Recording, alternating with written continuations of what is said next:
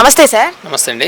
Sir, Chandrababu Naidu గారు Davos పర్యటనకి వెళ్ళారు. ఆంధ్ర రాష్ట్రానికి పెట్టుబడులు తీసుకొస్తాను, అభివృద్ధి చేస్తాను అని చెప్పి. ఆ పెట్టుబడులు తీసుకొస్తారని అనుకుంటున్నారా? ఆయన గత చరిత్ర చూసుకుంటే మాటలే తప్ప ఆచరణ లేదు. ఎందుకంటే 2014 నుంచి 2019 వరకు 5 సార్లు దావోస్ పర్యటనకి వెళ్ళాడు. ఈ దావోస్ పర్యటనకి ఒక్కోసారి వెళ్ళినప్పుడల్లా 55 కోట్ల రూపాయలు ఖర్చు పెట్టారు. మొత్తం 220 కోట్ల రూపాయలు ఖర్చు పెట్టి కోటి రూపాయల విలువైన పెట్టుబడులను కూడా ఈ రాష్ట్రానికి తీసుకురాలేకపోయారు. అంటే ప్రజాధనాన్ని దుర్వినియోగం చేశారు తప్ప పెట్టుబడులు ఈ రాష్ట్రానికి రాలేదు. అప్పుడు మన పక్క రాష్ట్రం తెలంగాణలో కేటీఆర్ గారు వెళ్ళారు. ఇక్కడ నుంచి ఐటీ శాఖ మంత్రిగా లోకేష్ గారు వెళ్ళారు. అక్కడ 70,000 కోట్ల రూపాయల పెట్టుబడుల్ని కేటీఆర్ గారు తీసుకెళ్లిపోయారు తెలంగాణకి. మన రాష్ట్రానికి 10 రూపాయల పెట్టుబడులు కూడా లోకేష్ గారు తీసుకురాలేని దుస్థితి 2014 నుంచి 19 మధ్యకాలంలో మనం చూసాం.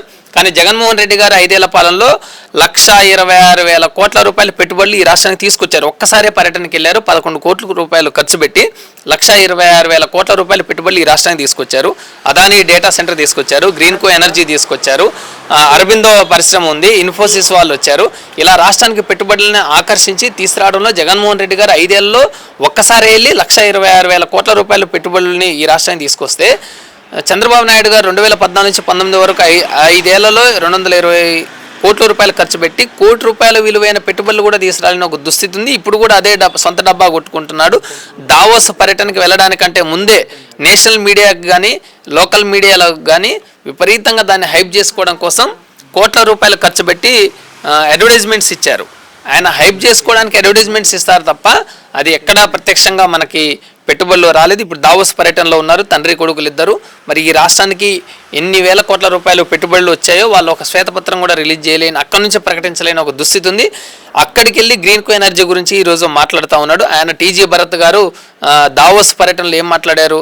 లోకేష్ గారు ముఖ్యమంత్రి అవుతారని మాట్లాడారు. అసలు జరిగే సందర్భం ఏంటి, అక్కడ జరుగుతున్న విషయాలేంటి, జరుగుతున్న పారిశ్రామికవేత్తలతో సమావేశాలు ఏంటి, ఈ నెల్లి లోకేష్ గారు ముఖ్యమంత్రిగా కావాలని మాట్లాడడం ఏంటి?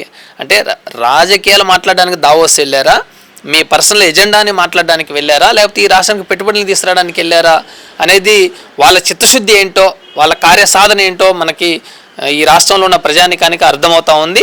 అది మాటలే తప్ప, ఉత్తుత్తి మాటలే తప్ప ఎక్కడా ఆచరణలో ఫలితాలు ఇచ్చే చేతల రూపంలో చేయడం లేదు చంద్రబాబు నాయుడు అనేది మనకు అర్థమవుతా ఉంది.